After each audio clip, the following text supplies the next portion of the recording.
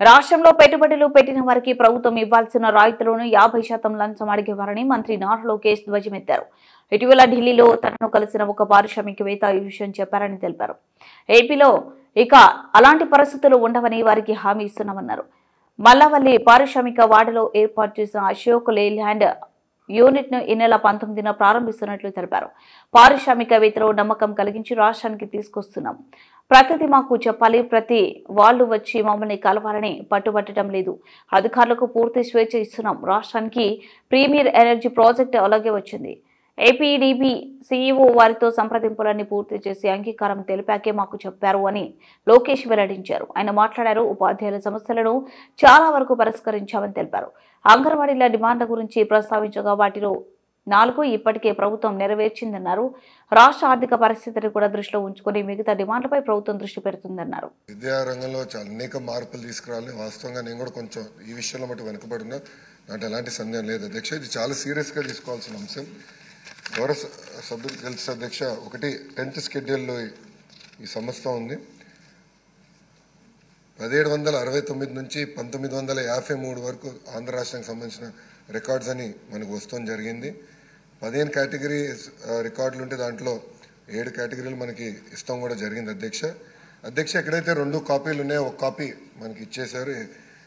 ఎక్కడైతే ఒకే ఒక్క కాపీ ఉందో అది ఇరు రాష్ట్రాలు కూర్చుని అధికారులు కూర్చుని అది ఎట్లా విభజించాలనే దానిపైన ఇంకా కొంచెం డిస్కషన్ జరగాల్సిన అవసరం ఉంది.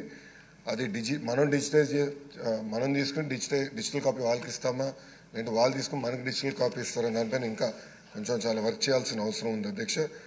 అంతేకాకుండా అధ్యక్ష, నేను ఎవరో సభ్యులు అడిగారు అధ్యక్ష, మన బడ్జెట్లో కూడా అడిగాము, పోరాడాం, నిధులు కేటాయించుకున్నాం.